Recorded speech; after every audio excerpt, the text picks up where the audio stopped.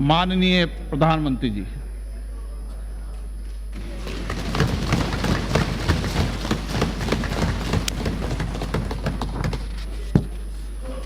माननीय अध्यक्ष महोदय, आज मैं आपके बीच देश के लिए बहुत ही महत्वपूर्ण और ऐतिहासिक विषय पर जानकारी देने के लिए विशेष तौर पर उपस्थित हूं।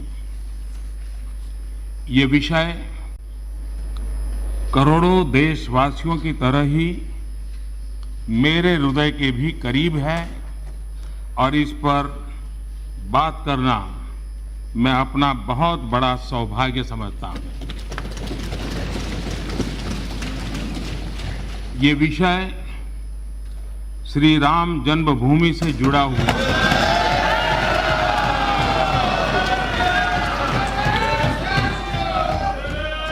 ये विषय है अयोध्या में श्री राम जन्मस्थली पर भगवान श्री राम के भव्य मंदिर के निर्माण से जुड़ा हुआ है। माननीय अध्यक्ष महोदय, 9 नवंबर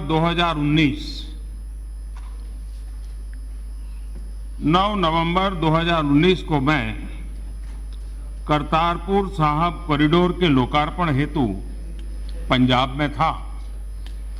गुरु नानक देव जी का 550वां प्रकाश पर्व था।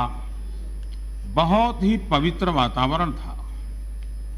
उसी दिव्य वातावरण में मुझे देश की सर्वोच्च अदालत द्वारा राम जन्मभूमि विषय पर दिए गए ऐतिहासिक फैसले के बारे में पता चला था।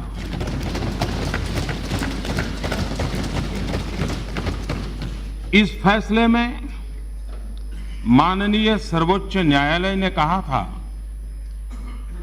कि श्री राम जन्मभूमि के विवादित स्थल के भीतरी और बाहरी आंगन पर राम लला विराजमान का ही स्वामित्व है।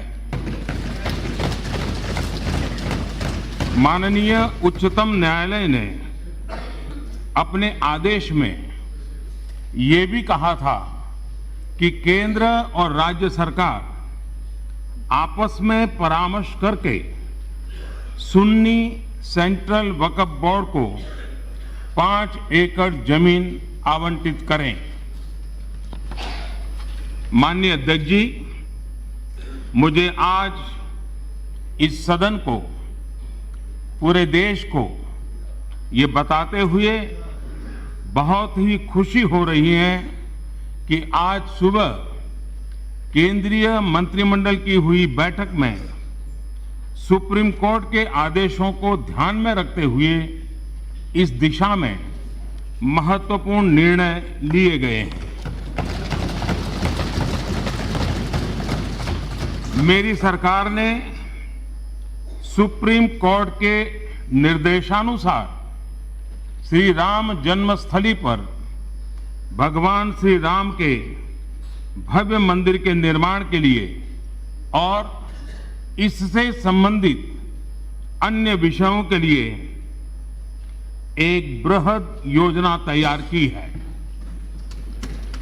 सुप्रीम कोर्ट के आदेशों के अनुसार एक स्वायत्त ट्रस्ट श्री राम जन्मभूमि तीर्थ क्षेत्र, ट्रस्ट का नाम होगा श्री राम जन्मभूमि तीर्थ क्षेत्र, श्री राम जन्मभूमि तीर्थ क्षेत्र का गठन करने का प्रस्ताव पारित किया गया है। ये ट्रस्ट अयोध्या में भगवान श्री राम की जन्मस्थली पर भव्य और दिव्य श्री राम मंदिर के निर्माण और उससे संबंधित विषयों पर निर्णय लेने के लिए पूर्ण रूप से स्वतंत्र होगा। माननीय अध्यक्ष जी, माननीय सर्वोच्च अदालत के आदेश अनुसार गहन विचार विमर्श और संवाद के बाद अयोध्या में 5 एकड़ जमीन सुन्नी वक्फ बोर्ड को आवंटित करने का अनुरोध उत्तर प्रदेश सरकार से किया गया। इस पर राज्य सरकार ने भी अपनी सहमति प्रदान कर दी है। माननीय अध्यक्ष जी, भारत की प्राणवायु में, भारत के आदर्शों में, भारत की मर्यादाओं में भगवान श्री राम की महत्ता और अयोध्या की ऐतिहासिकता से, अयोध्या धाम की पवित्रता से हम सभी भली भांति परिचित है।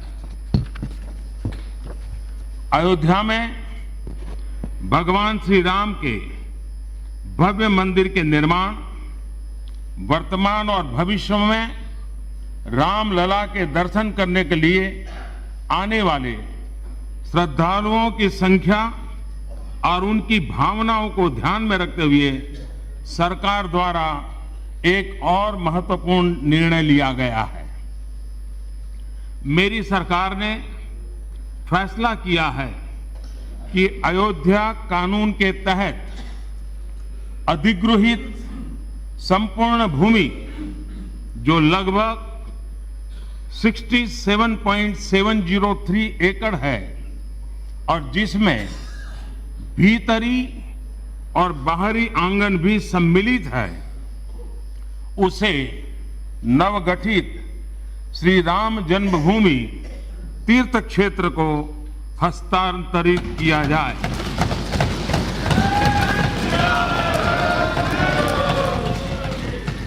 माननीय अध्यक्ष महोदय, 9 नवंबर को राम जन्मभूमि पर फैसला आने के बाद सभी देशवासियों ने अपनी लोकतांत्रिक व्यवस्थाओं पर पूर्ण विश्वास जताते हुए बहुत ही परिपक्वता का उदाहरण दिया था।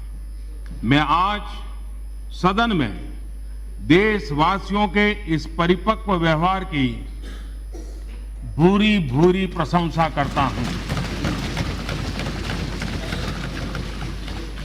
माननीय अध्यक्ष जी, हमारी संस्कृति, हमारी परंपराएं हमें वसुधैव कुटुंबकम और सर्वे भवन्तु सुखिनः का दर्शन देती हैं। इसी भावना के साथ आगे बढ़ने की प्रेरणा भी देती है। हिंदुस्तान में हर पंथ के लोग, चाहे वो हिंदू हो, मुस्लिम हो, सिख हो, ईसाई हो, बौद्ध, पारसी और जैन हो, हम सभी एक बृहत परिवार के ही सदस्य हैं। इस परिवार के हर सदस्य का विकास हो, वो सुखी रहे, स्वस्थ रहे, समृद्ध बने, देश का विकास हो, इसी भावना के साथ मेरी सरकार सबका साथ, सबका विकास, सबका विश्वास के मंत्र पर चल रही है। आइए इस ऐतिहासिक क्षण में हम सभी सदस्य मिलकर अयोध्या में श्री राम धाम के जीर्णोद्धार के लिए, भव्य राम मंदिर के निर्माण के लिए एक स्वर में अपना समर्थन दें।